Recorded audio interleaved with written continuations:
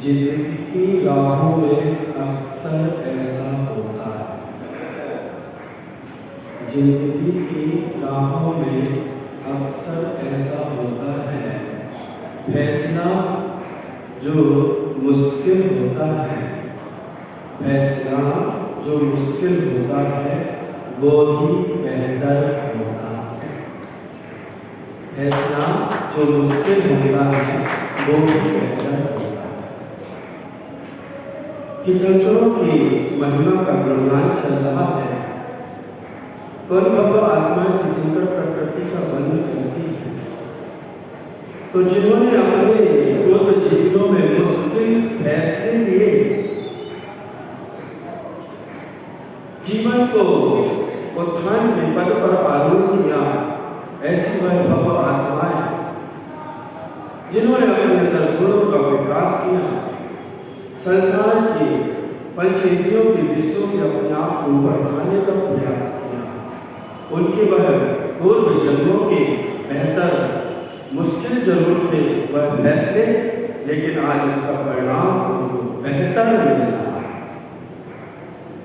आज वह दुनिया के उस अलौकिक पद को प्राप्त करने के साथ साथ उस अपने लक्ष्य को प्राप्त करने के बिल्कुल करीब है। कल आपने अरहत भक्ति के बारे में सुना, कैसी होती है अरहत भक्ति। भक्ति निस्वार्थ होनी चाहिए, कोई छल नहीं, कोई कपट नहीं। किससे छल कपट करना सोचो तो, हाँ? जिसको सब कुछ दिख रहा है, चराचर किलो लोग और किलो काल का, उसके सामने तो कम से कम निश्चल हो गया। केवल ज्ञान में सब कुछ झलकता है, चराचर देख लो, तो उनके सामने तो कम से कम सरल बन के आओ, निष्कपट बन के आओ, निर्मोही बन के आओ, निर्लोभी बन के आओ। उनके गुणों की आराधना करो, उनके गुणों के माध्यम से ही हमारे जीवन में गुणों का विकास होगा। भक्ति के द्वारा हम गुणों से और गुणवानों से जुड़ते हैं। किससे जुड़ते हैं? गुणों से और गुणवानों से जुड़ते हैं, तो हमारी जो गुणवत्ता होती है वह धीरे धीरे प्रकट होने लगती है। उसे उद्घाटित करने का सबसे सहज और सरल उपाय है भक्ति। अच्छाई से जुड़िए, अच्छे लोगों से जुड़िए, अच्छाई से जुड़िए, अच्छे लोगों से जुड़िए। आप स्वयं अनुभव करेंगे कि एक दिन आपका जीवन अच्छा बन रहा है या अच्छा बन गया। यह बहुत ही महत्वपूर्ण प्रक्रिया है। लोग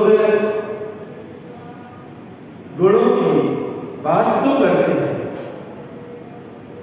हमने पर्वराज पर्यूषण के अंतिम दिन कैसे हम अवगुणों से बचें, एक एक अवगुण हमें हमारे अंदर में एक गुण का विकास करता है। निश्चित है, एक अवगुण जाएगा तो एक गुण प्रकट होगा। तो गुणों के विकास की जो प्रक्रिया है वह हमें स्वयं विकसित करना, और ये जो जीवन मिला है ये मंगलाचरण के रूप में मिला है, भूमिका बनाने के लिए मिला है। हमें भी भावना हमेशा सर्वोत्कृष्ट और सबसे बड़े फल की रखना। जिंदगी में जो यहाँ पर छोटे मोटे फल हैं, इनकी वांछा इच्छा नहीं करना, भक्ति निस्वार्थ करना, उस ग्वाले की पंडित जी की तरह नहीं करना। अपना अपनी तुलना कर लो कौन कैसी करता है। दोनों पात्र आपके सामने है, पंडित जी भी है और ग्वाला भी। एक पढ़े लिखे विद्वान है और एक अनपढ़ गवाह है, लेकिन भक्ति कहाँ आए। आज क्रम है 16 कारण भावनाओं में अरहर भक्ति के बाद आचार्य भक्ति। आचार्य परमेश्वर जी की भक्ति चूंकि पंचम काल है और पंचम काल में तीर्थंकरों का प्रवाह नहीं पाया है, तो धर्म के प्रवाह को, धर्म के ध्वज को लेकर चलने वाले तीर्थ के प्रवर्तक कौन होंगे। तो पंचम काल में तीर्थ का प्रवर्तन करने वाले, तीर्थ को चलाने वाले, धर्म ध्वजा को धारण करने वाले आचार्य होंगे। और हम सब सौभाग्यशाली हैं कि हमें इस युग के सर्वेश्रेष्ठ श्रेष्ठ युग पुरुष आचार्य परमेश्वर विद्यासागर जी महाराज के युग में जन्म लेने का सौभाग्य है।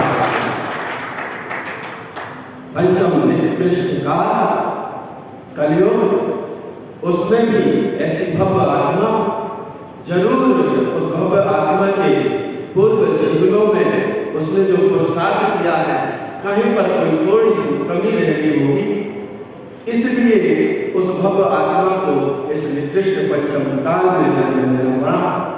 उनके लिए तो ये अच्छा भी माना जाएगा, लेकिन हम सब भव्य आत्माओं का पुण्य था कि वह इस युग में जन्मे और हम उनके युग में जन्मे और हम जैसों का कल्याण का मार्ग प्रशस्त करें। तो ऐसे युग श्रेष्ठ आचार्य हम सबको भाग्य से प्राप्त हुए हैं।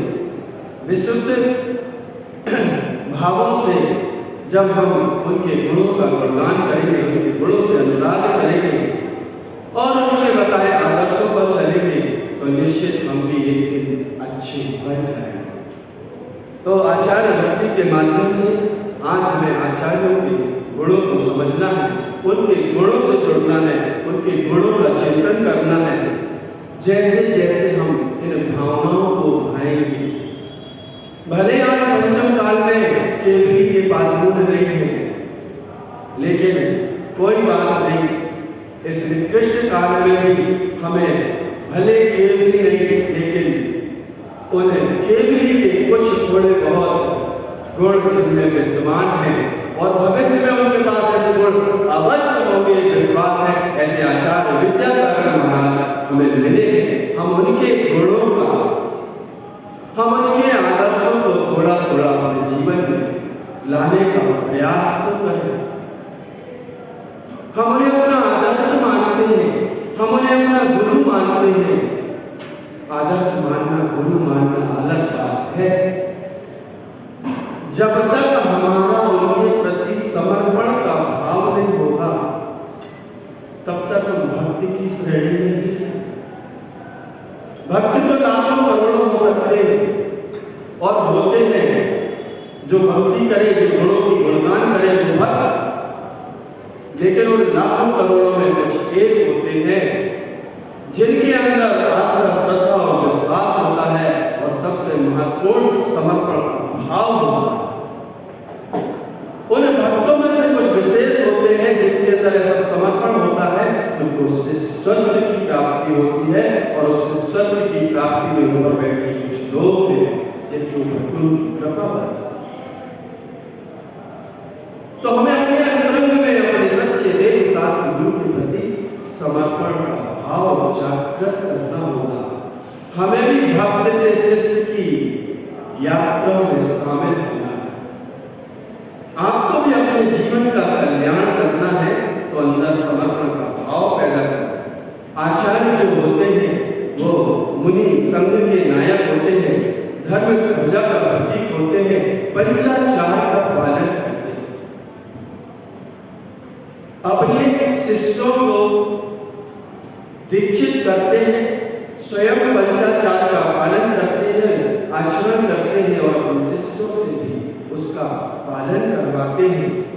वे एक नाव की तरह होते हैं जो स्वयं को तरते हैं और अपने पीछे आने वाले, अपने साथ में चलने वाले उन शिष्यों को भी तारने का मार्ग प्रशस्त करते हैं। मोक्ष मार्ग में गुरु जो होते हैं वह बहुत ही महत्वपूर्ण भूमिका अदा करते हैं।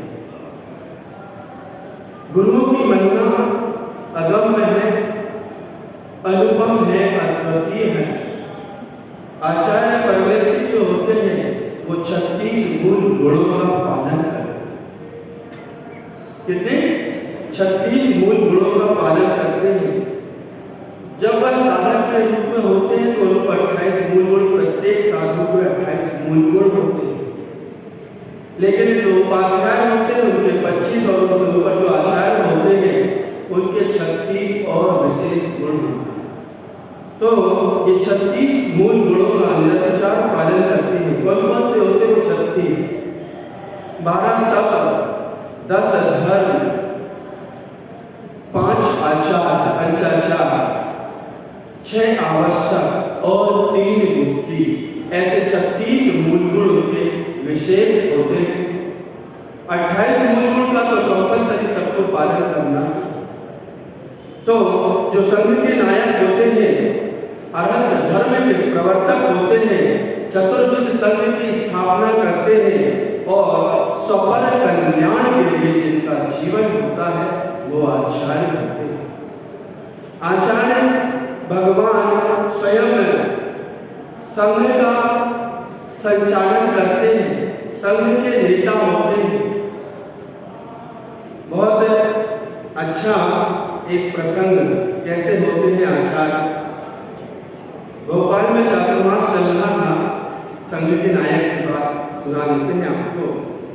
एक व्यक्ति आया और गुरु जी से कहता है कि आचार्य महाराज, आपकी आत्मा जो है वो चतुर्थ कालीन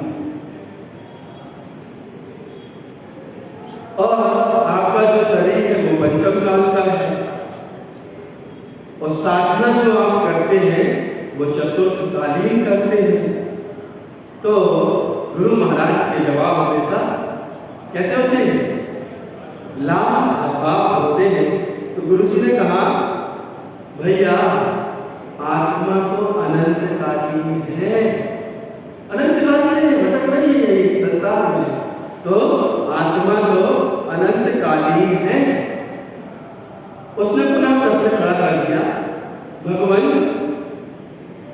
वर्तमान काल में इस पृथ्वी पर आप और आपका जो संघ है, बाल यति संघ, बाल ब्रह्मचारियों का इतना बड़ा संघ सबसे बड़ा है और आप संघ के नायक हैं। तो आचार्य महाराज ने फिर बहुत सुंदर जवाब दिया कि आप बोल रहे हैं कि हम संघ के नायक हैं। संघ तो सबका होता है, एक समूह का नाम संघ है। मैं भी संघ का सदस्य हूं। मैं करने वालों सुनो योग के श्रेष्ठ आचार्य का जवाब। ये मेरा, मैं इसका स्वामी पंचोनेता ना, सुनो, मैं भी संघ का सदस्य हूं और बात रही नायक की, तो मैं नायक नहीं, मैं तो आत्मा का ध्यायक हूं, आत्मा का स्वभाव जानना। ऐसे आचार्य होते हैं, ऐसे श्रेष्ठ आचार्य। तो आचार्यों के 8 गुण और होते हैं। आचार्य जो होते हैं वो आचारवान होते हैं, आधारवान होते हैं, व्यवहारवान होते हैं, प्रकृततापन उनमें पाया जाता है, वात्सल्य गुण उनके पास पाया जाता है, अपाय उपाय दर्शी होते हैं, अवपीड़क होते हैं, अपरिश्रामी गुणों से भूषित होते हैं और निर्यापक पद से सहज। 8 गुणों का विश्लेषण एक दिन लगेगा। आचार्यों में ये गुण होते हैं, ये होना चाहिए, वो आचार्य होते हैं। आज दौड़ लगी है, दौड़ लगी है सिंहासन पर बैठने। आचार्य क्या होते हैं, आचार्य के गुण क्या होते हैं, वो हो तब आचार्य होते हैं। जो तप व्रत हो, जो ज्ञान व्रत हो, जो संयम व्रत हो, जो चारित्र के हिमालय हो, ऐसे आचार्य पदों की दौड़ और होड़। तो इन सब 8 गुणों को हम बहुत कम समय में कैसे समझें, बड़ा मुश्किल लग रहा है। इसमें से एक आध गुण के ऊपर अपन चर्चा कर लेते हैं। आप समझ लेना बाकी 8 कैसे होते हैं, ये तो कक्ष में आया ना, सुना व्यवहारवान, आधारवान, आचारवान, अपायदर्शी, अभिप्राय, सबको मिला के एक प्रस्तुति हम आपके सामने इन सबको कैसे एक साथ प्रस्तुत करें, कैसे आचार होते हैं। तो बहुत अच्छी पंक्तियां गुरु जी ने लिखी है, उन पंक्तियों के माध्यम से उनकी बात को हमें बढ़ाते उनका एक दोहा है।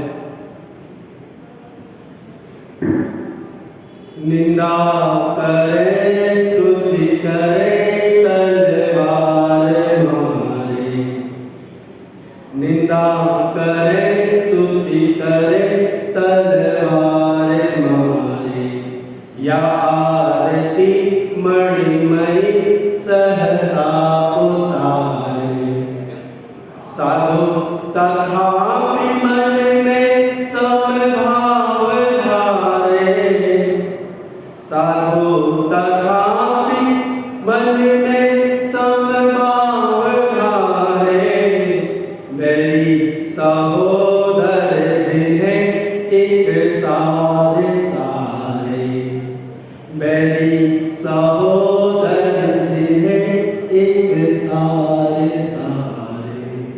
कैसे होते हैं साधु, कैसे होते हैं आचार्य। आचार्य महाराज ने इस दोहे में लिख दिया, उनके 8 गुण इस दोहे में समाहित। कोई निंदा करे तो भी समता भाव, कोई स्तुति करे, गुणगान करे तो भी समता, कोई मणियों से आरती उतारे तो भी समभाव, निंदा करे, स्तुति करे, या कोई तलवार मारे, तलवार भी मारे तो भी विपाक विजय धर्म कर्म का। खड़े थे मुनिराज, 4 लोग रात में पहुंच गए, तलवार ली।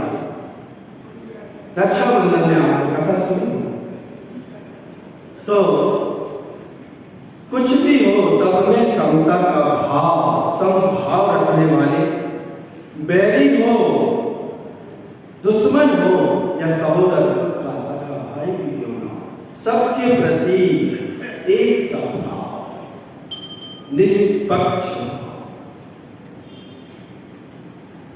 कैसे उनके जीवन में घटित होता है, घटना से सुनाते हैं। आचार्य महाराज ने हिंदी साहित्य जगत में एक बहुत बहुमूल्य कृति प्रदान की। इस युग की सर्वश्रेष्ठ कृति मूक माटी महाकाव्य हिंदी साहित्य जगत में आज मील के पत्थर के रूप में खड़ा है। उस मूक माटी महाकाव्य की तुलना आज से 100-200 वर्ष पूर्व बड़े बड़े जो कवि हो गए, चाहे वो कालिदास हो और अनेक, उन सबके साहित्य से, उनकी कालजयी कृतियों से की जाती है। आचार्य महाराज की इस कृति पर जब यह लिखी गई तो लगभग 500-700 पृष्ठ की कृति आपने समझी देखी। लिखने के बाद पूरे भारतवर्ष के जितने भी हिंदी जगत के विद्वान हैं, लगभग 300 से अधिक विद्वानों ने उस कृति पर अपनी समीक्षा की, उसकी समीक्षा की और समीक्षा हुई तो उसके इतने मोटे मोटे, जितनी मूक माटी है उससे 3 गुने 4 गुने 4 वॉल्यूम में उसकी सिर्फ समीक्षा लिखी है। सोचिए आप ये कृति क्या है। ऐसा कौन सा विद्वान जिसने मुख माटी के ऊपर अपनी कलम नहीं चलाई हिंदी साहित्य में चलाई? आज वर्तमान में उस पर सैकड़ों पीएचडी हो चुकी है, बहुत से लोग एमफिल कर चुके हैं, बहुत से लोग डॉक्टरेट और शोध प्रबंधन के कार्यों में उस पर लगे हुए हैं। कक्षा 8 या 9 के हिंदी साहित्य के विषय में भी उसकी कुछ कविताओं को शामिल किया गया है। बहुत से विश्वविद्यालय में वह मुख माटी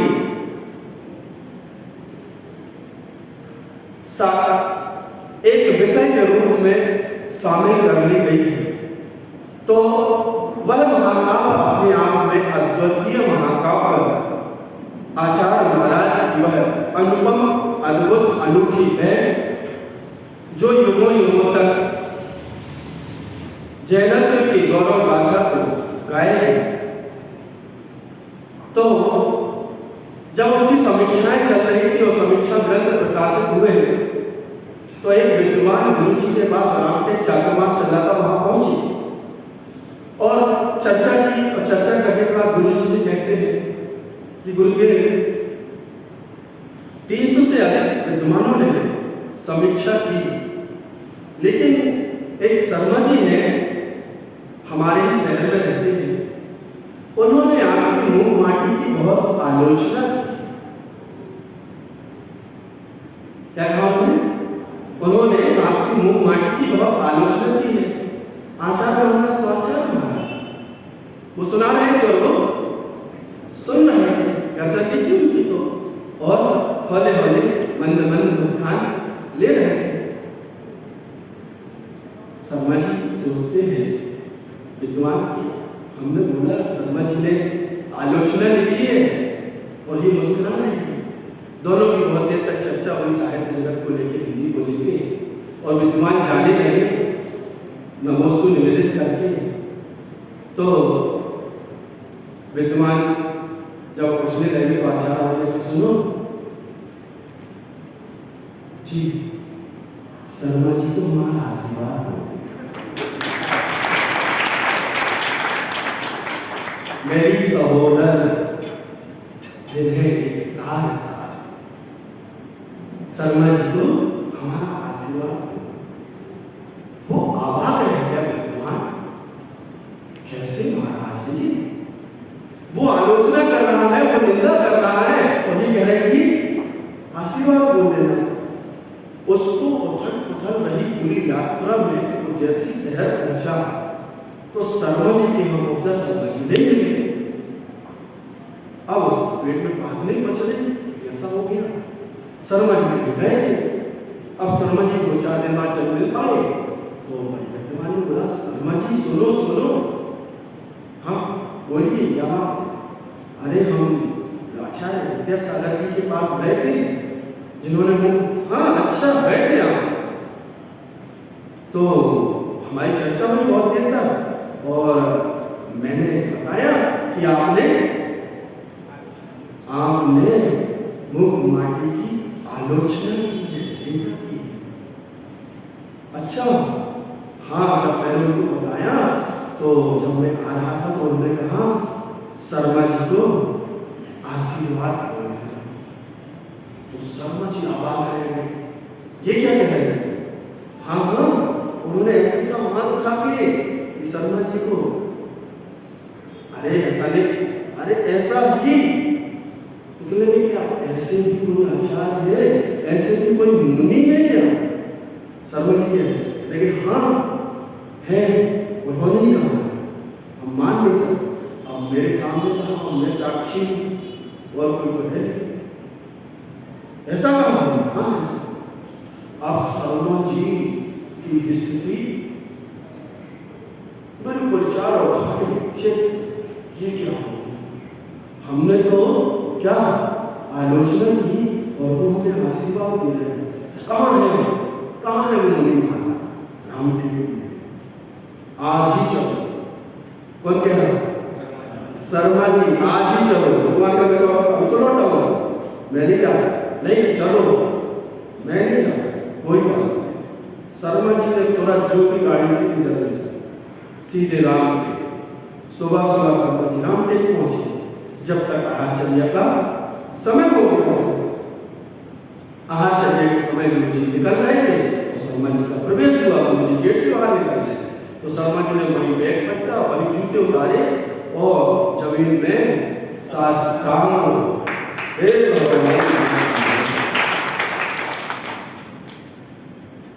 निंदा करे, स्तुति करे दरबार। देखो, जीतना है किसी का दिल तो कैसे जीतना है, ये संदेश दे अपने निंदक को भी अपने पास रखना चाहिए, वो हमारे गौरव का विकास करता है। वो लेट गया साष्टांग, विचार समय तो कुछ बोलेंगे नहीं, समय आपका होता है ध्यान। तो अचानक चौके में पहुंचे, चौके में पहुंच के खड़े हो गए। अब शर्मा जी को इतना सब तो मालूम नहीं था।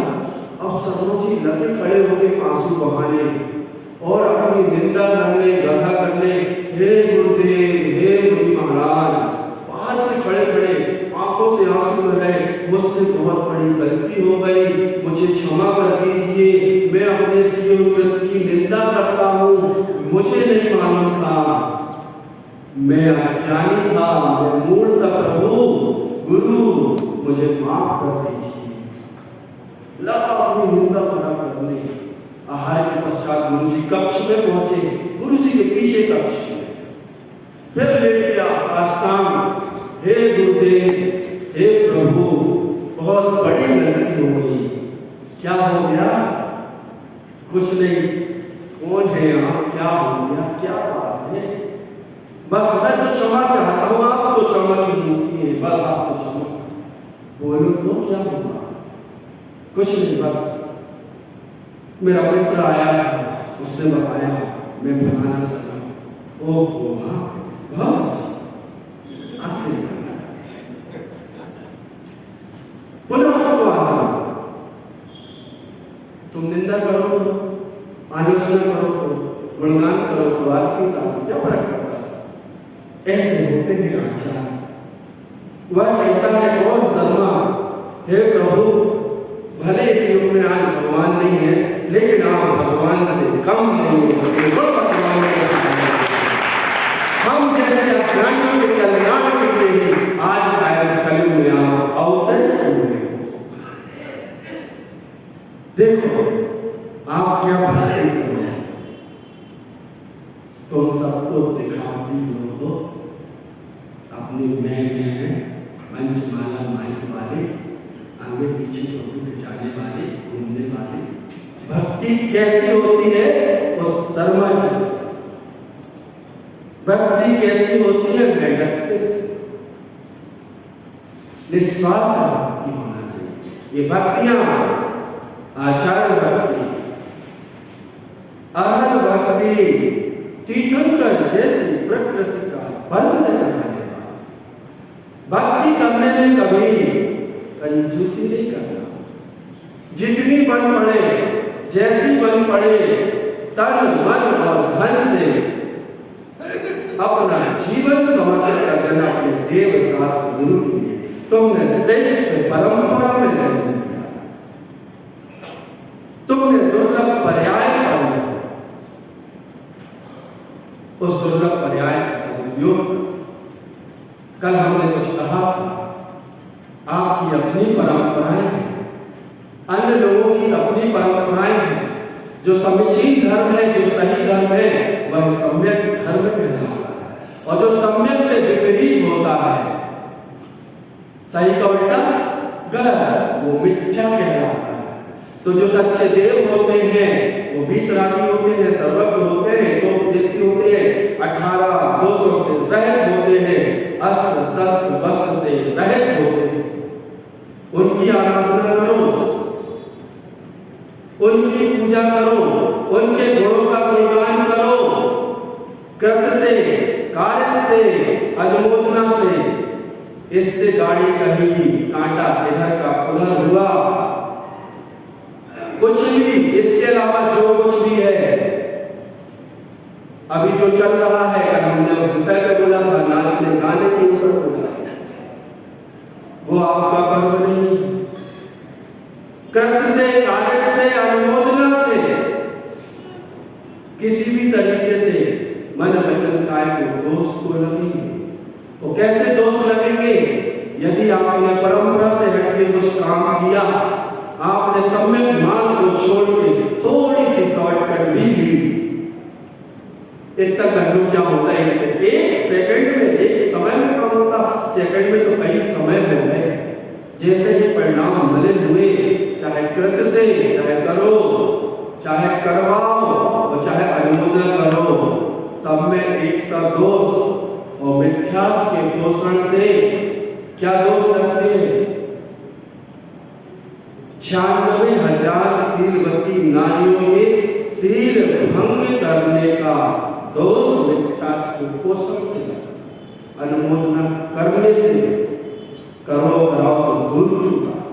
इसलिए सजग रहो, सावधान रहो अपने परिणामों के प्रति, अपने भावों के प्रति, नहीं तो कोई संभालने वाला नहीं है।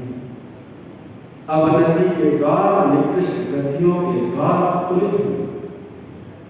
बड़ा दुर्लभ है भावों और परिणामों को संभालना। बहुत कुछ कहना था, समय की मर्यादाएं हैं, अब आगे चलते हैं।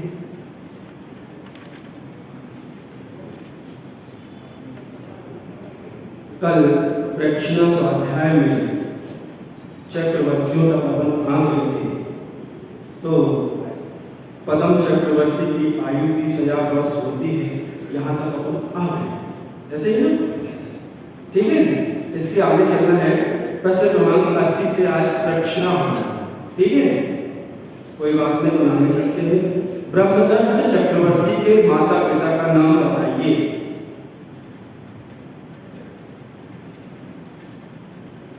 ब्रह्मदत्त चक्रवर्ती के माता पिता का नाम बताइए। हाँ, ये हम ऐसा बात है।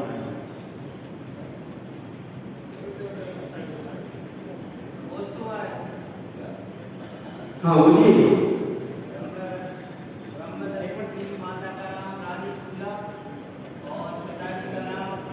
राजा ब्रह्मदत्त था। बहुत अच्छा। रानी सीता एवं राजा ब्रह्मदत्त चक्रवर्ती के पिता थे। हरिशरण चक्रवर्ती कहाँ से चय करके आए थे?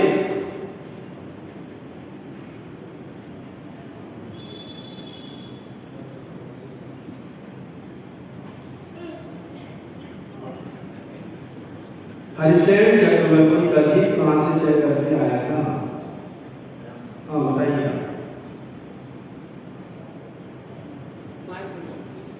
जी। अच्छे से बोल पाए भैया, इतनी धीरे चलो तो हो। तुम तो युवा हो। बहुत अच्छा। महेंद्र से चय करके आए थे। हरिशरण चक्रवर्ती किन तीर्थंकर के तीर्थ में सिद्ध हुए थे?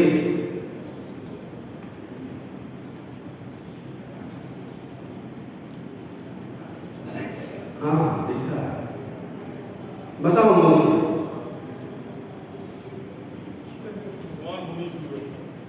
भगवान विष्णुनाथ के काल में जयसेन चक्रवर्ती का जीव कहाँ से चय करके आया था? बताओ मुल्ला जी, कछु तो बताओ। ब्रह्मस्वरूप बहुत अच्छा। जयसेन चक्रवर्ती का जीव ब्रह्मस्वरूप से चय करके आया था। जयसेन चक्रवर्ती के माता एवं पिता का नाम कौन बताए?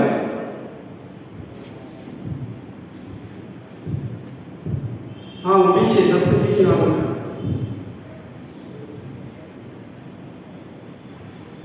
माता का नाम इंद्रवती और पिता का नाम राजा था।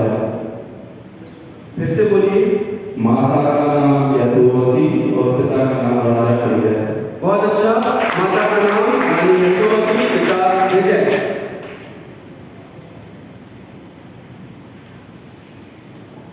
हरिशरण चक्रवर्ती की मां एवं पिता का नाम बताइए। हरिशरण चक्रवर्ती की मां पिता।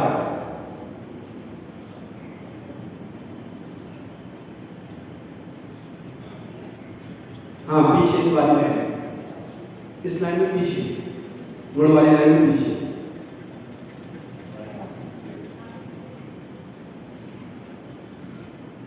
नमोस्तुते। माता का नाम रानी बोपरा और पिता का नाम राजा हरिकेतु। बहुत अच्छा। हरिचंद्र चक्रवर्ती की मां का नाम रानी बोपरा, पिता हरिकेतु।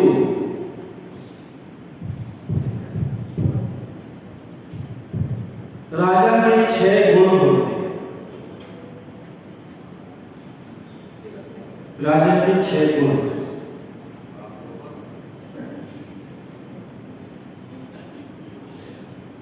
उठे हाथ में। अरे वाह, 4 ही विद्यार्थी पढ़ के आ रहे हैं। हाँ बताओ जैसा।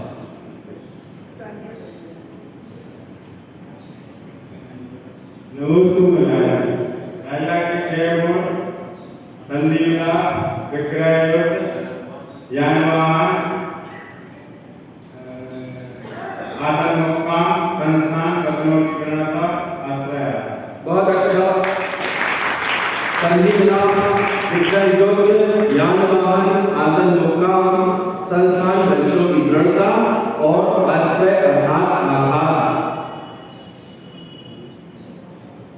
राजा के कितने कर्तव्य होते हैं? राजा के कर्तव्य, हाँ लास्ट में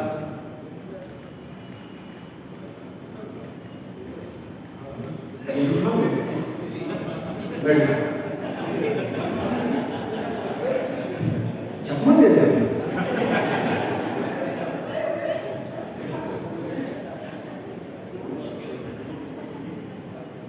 हाँ आपके पास सबको मौका मिलता है। राजा के 4 कर्तव्य होते हैं: आत्म पालन, मक्खी पालन, कुल पालन और प्रजा। बहुत अच्छा।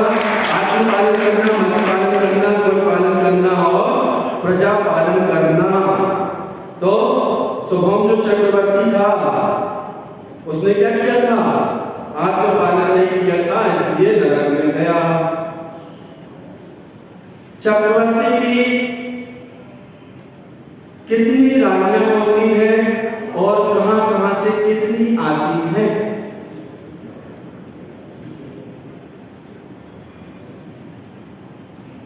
कल हमने बताया कि किस किस देश से, किस किस खंड से आती है।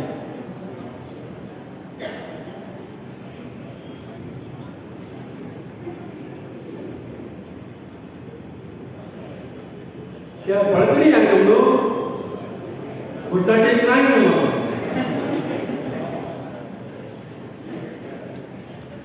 बताओ बेटे तुम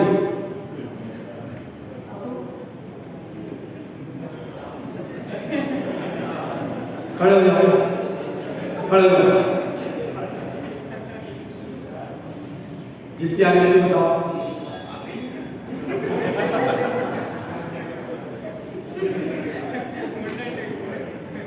हाँ बताओ, बैठ जाओ। हम कल से अपनी चॉइस से पूछेंगे, याद में क्या समझ? श्याम का राजा रानियां होती हैं। हाँ 32 आर्य गंगे की देव कन्याएं होती हैं, 32 विद्याधर की कन्याएं होती हैं और 32 मवेश क्षेत्र की। बहुत अच्छा। 32 आर्यगण, 32 मलेश्वर और 32 विद्याधरों की राजकन्याएं होती हैं। 96,000 रानियां किसकी होती हैं? चक्रवर्ती की होती है।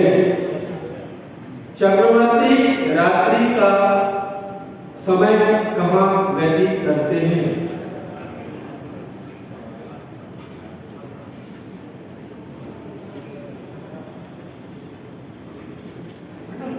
हाँ बताओ आलोक से। कहाँ पर? पटरानी के महल। बहुत अच्छा।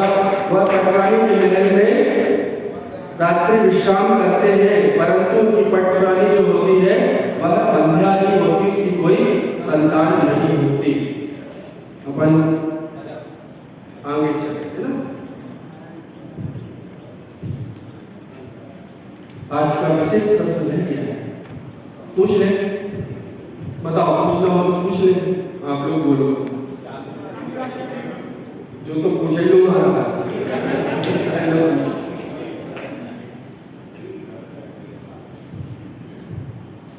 स्वाध्याय कितने प्रकार के होते हैं?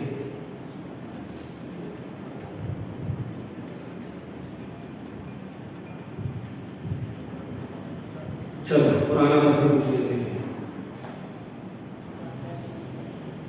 सतखंडागम सूत्र के कितने और कौन कौन खंड हैं, नाम से पुराना प्रश्न पूछ चुके हैं।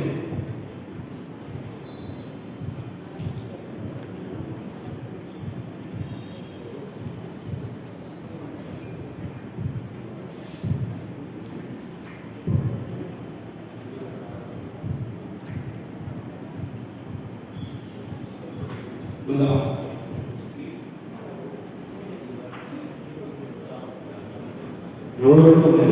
सतखंडागम के 6 खंड होते हैं, जीवत्थान, बुद्धावन, बंद, सामित्य, विजय और भक्तिना, वंदना, महाभक्त। बहुत अच्छा। जीवत्थान, बुद्धावन, बंद, सामित्य, विजय, वंदना, भक्तिना और महावंद, ये 6 उसके खंड हैं।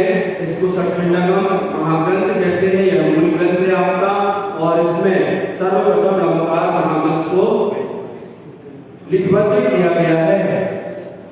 पूजा करके रखना नहीं, दोबारा कोई बात, आप बोलो तो आपने सब दूसरों को नहीं तो आप खुद पूजा करें। जब भी शायद आपने ही उत्तर दिया था, अच्छा ध्यान नहीं रख पाते, छपमा दे दिया। और किसने नाम बताया था? 5 प्रकार के स्वाध्याय,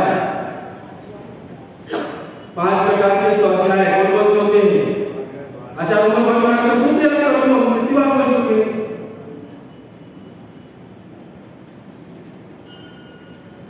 वाचना, रक्षणा, अनुप्रेक्षा, आमनाय, धर्मोपदेश नाम के 5 प्रकार के स्वाध्याय होते हैं। हमने तो 10 बार तो बोल चुके होंगे अपने कक्षा के दौरान। सूत्र बोला होगा हमने, वाचना, रक्षणा, अनुप्रेक्षा, आमनाय, धर्मोपदेशा। ध्यान से सुना करो, कहीं से भी पूछ सकते हैं, अब इस तरह से पीछे से भी पूछ सकते हैं विशेष प्रश्न जो आप पढ़ाए। ये तो आपके पास जो तो याद है, बच्चों याद हो, अच्छा है। ताली बजाओ इस काम के लिए सब लोग, जोर से बजाओ। आगे बात देखो, ताली हमेशा आपके शरीर में जितने भी अंग हैं उनकी सभी हमारी प्रैक्टिस रिजल्ट आपके यहाँ है।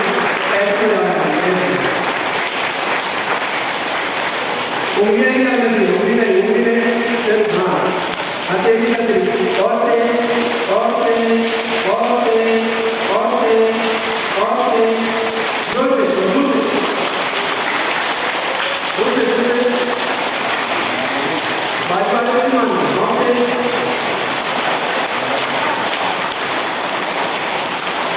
ये रोज सुबह 25 बार और शाम को 25 बार आपको पूरे शरीर की एक्सरसाइज है।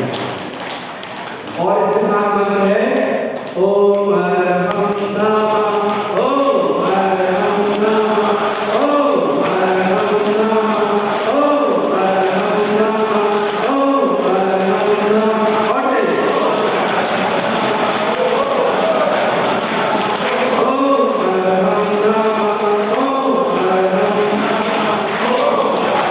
दूसरी देखो, कान बजाओ।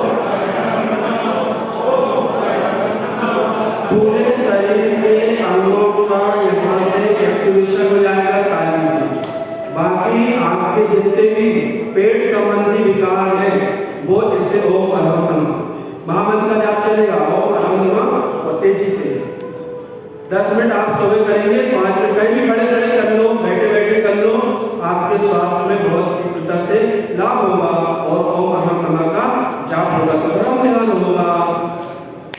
ठीक है, ऐसे दिख रही ना? हाँ, ताली बजाना और ऐसे बजाना, कहीं एक्सरसाइज हो गई, शरीर के अंगों को ऊर्जा मिल रही। खड़े हो जाओ,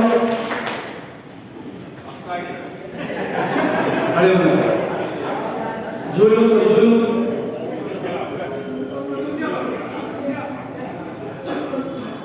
मस्ती करने में नहीं आज पाठ सीखना। हाथ पकड़ो, चलो, ओम अरहम नमः, ओम अरहम नमः, ओम अरहम, सीधे निशान, ओम अरहम नमः, ओम अरहम नमः, ओम अरहम नमः, ओम अरहम नमः, ओम अरहम नमः, ओम अरहम नमः,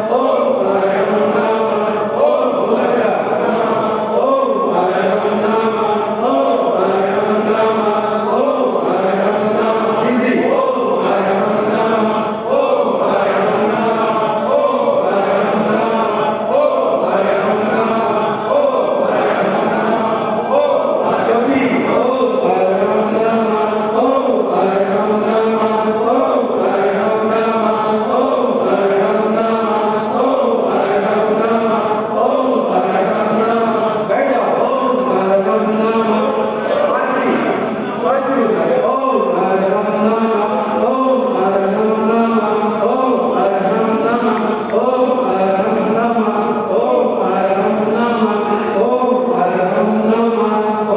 अरहम नमः, ओम अरहम नमः, ओम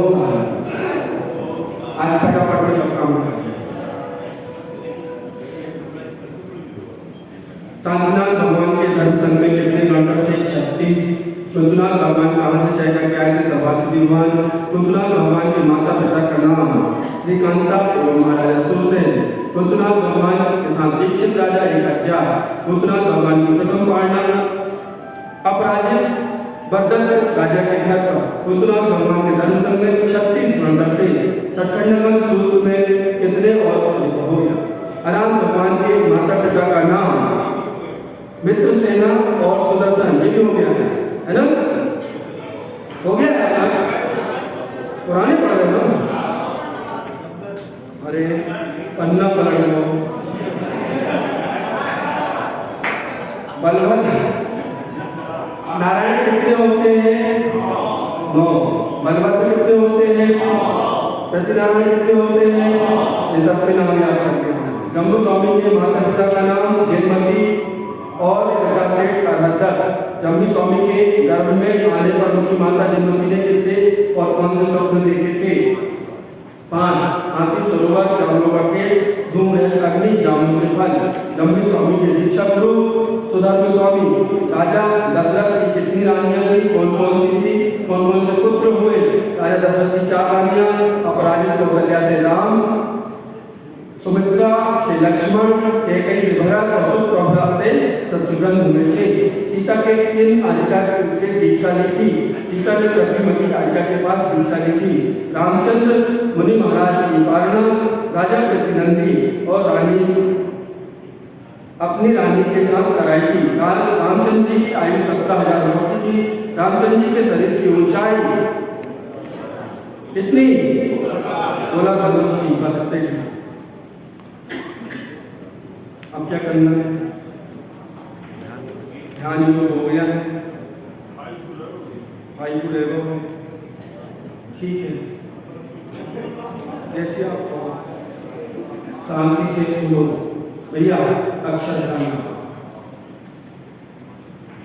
लमकार मंत्र आप लोग प्रतिदिन उसकी आराधना करते हैं और लमकार मंत्र के एक अक्षर में असीमित ऊर्जा विद्यमान है। आपने बहुत प्रकार से अभी तक लमकार को पढ़ना और देखना सीखा है। चालू करो, उसको बता देना। तो लंकार मंत्र अपने आप में सृष्टि का सबसे सकारात्मक मंत्र है और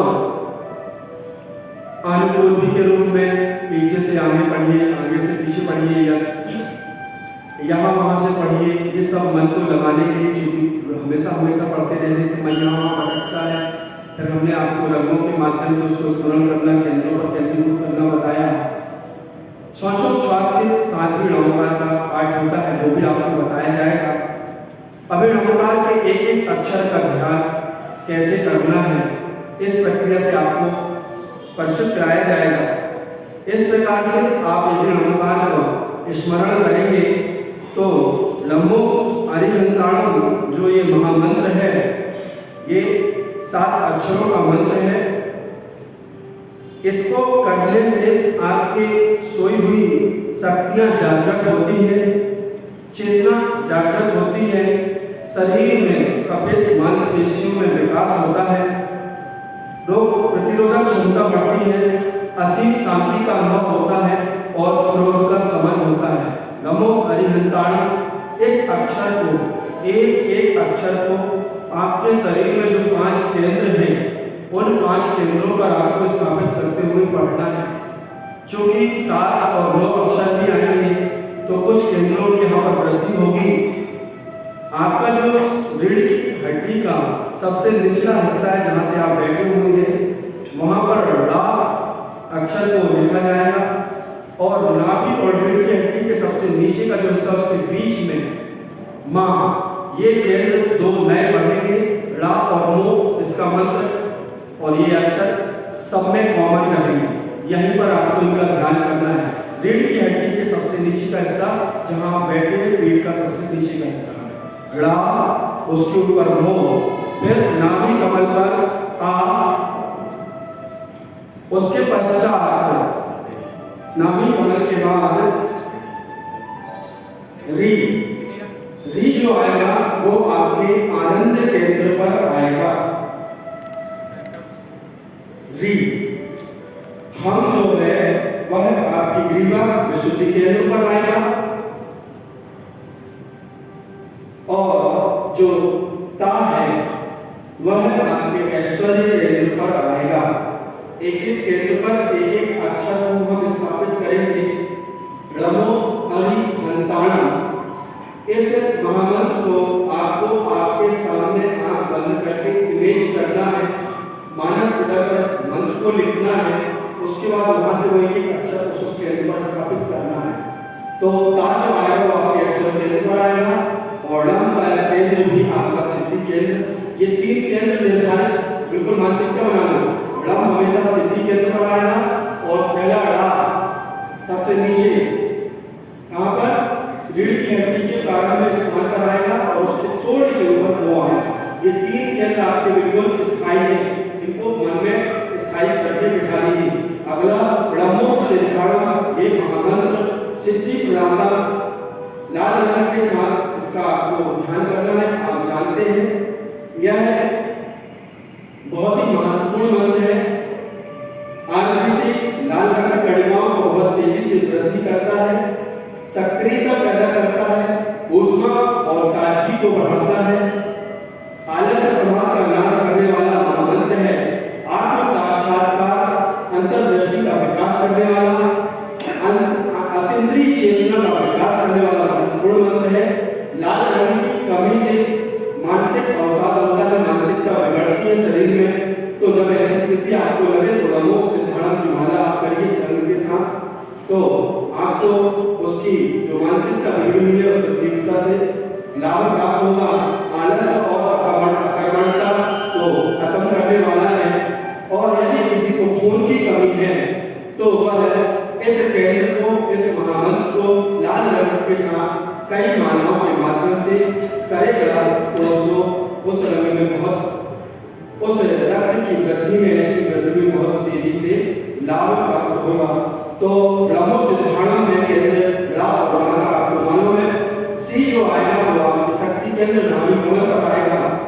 धा आधा धा और दा आपकी ग्रीवा पर आएगा। आनंद केंद्र खाली छोड़ेंगे, यहाँ पर ऐश्वर्य केंद्र खाली छोड़ेंगे। ड़म जो आपका केंद्र है वहां जाएगा। तो ड़मो से सिद्धाणम, ये 5 अक्षरों का महामंत्र आपको सिद्धि प्रदान करने वाला। अगला णमो आयनीयाणम, यह 7 अक्षरों का महामंत्र आचार्यों की ऊर्जा को पीले रंग के साथ यह हमें हमारे अंदर विशुद्धि को बढ़ाता है। सोने जैसे पीले रंग में आपको इसको देखना है, ओज और तेज और प्रभाव को वृद्धि करने वाला है। पीला रंग जो है वह शक्ति का विकास करने वाला है। आपकी थायराइड की कोई समस्या हो तो उसमें बहुत तेजी से इस महामंत्र के स्मरण करने से, जाप करने से आपको लाभ मिलेगा, उसमें नियंत्रण स्थापित होगा। आचार्य महाराज का यह केंद्र है, समरसता का प्रतीक है, और यदि पीले रंग की कमी आपके शरीर में होगी तो आपकी चारित्रिक रूप से हानि होगी।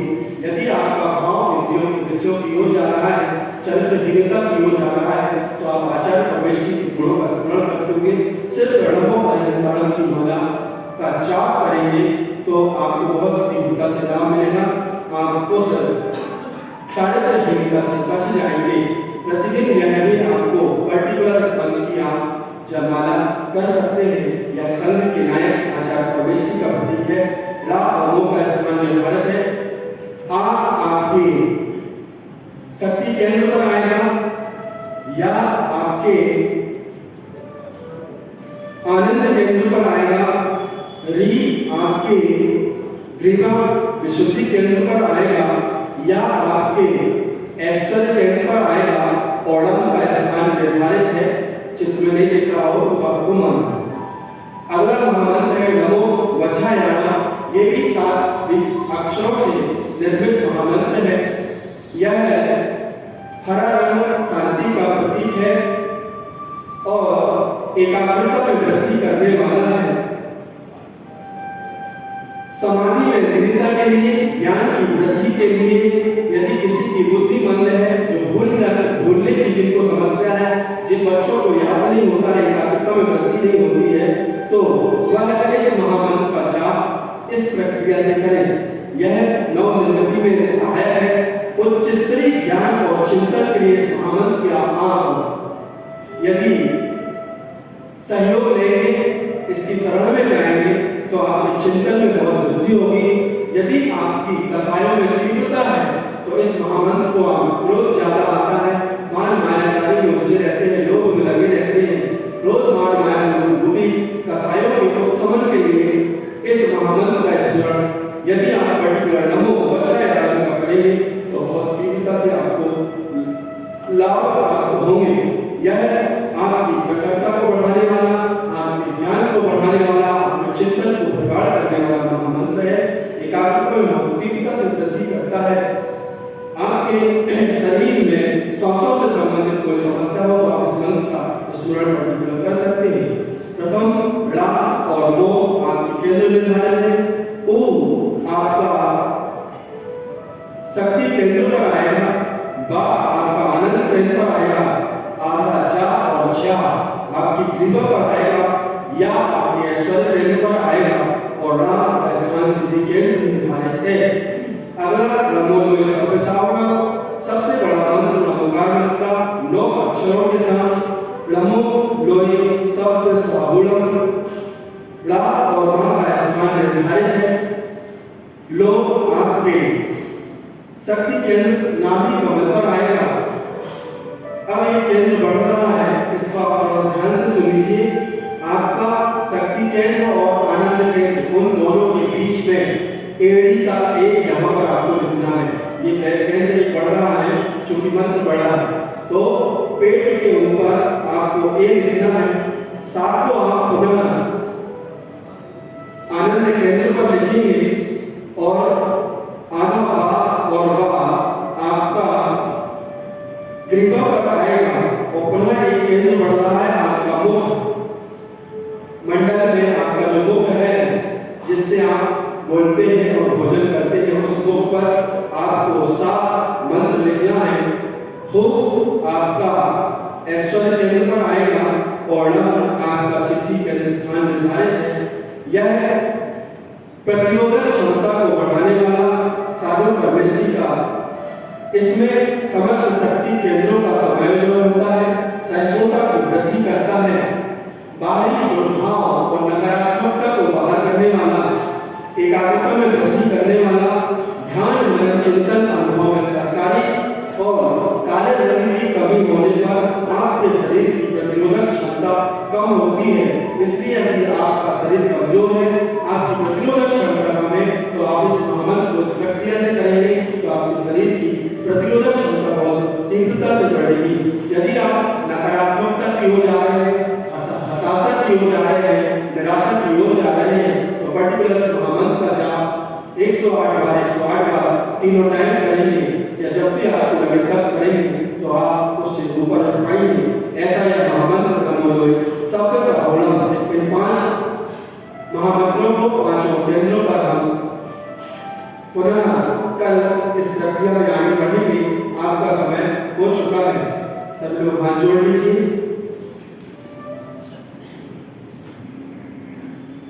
नमोकार में सारा जीवन बना लो,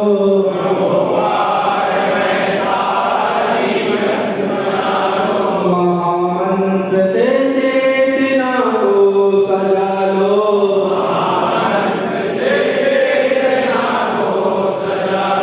न तन में हो रोग न मन में अशांति, वो सारे जहां में परम शांति शांति,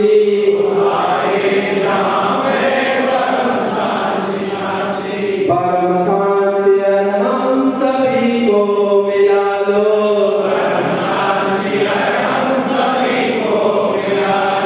महामंत्र से चेतना को सजा लो,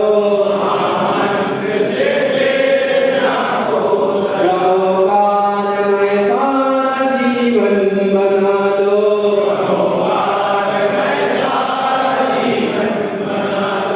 महामंत्र से चेतना को सजा लो।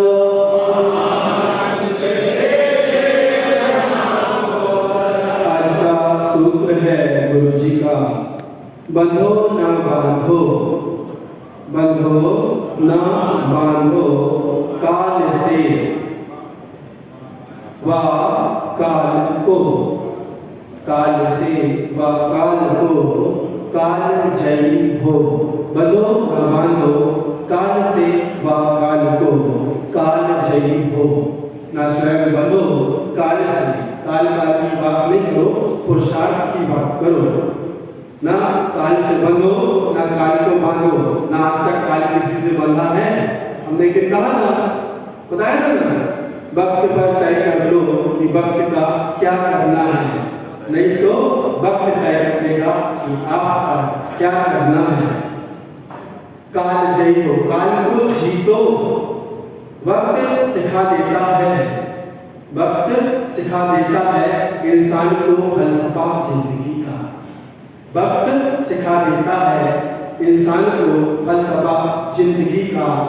फिर तो नसीब क्या, फिर तो नसीब क्या, लकीर क्या, तकदीर क्या, वक्त सब कुछ सिखा देता है। अहिंसा परमो धर्म की जय।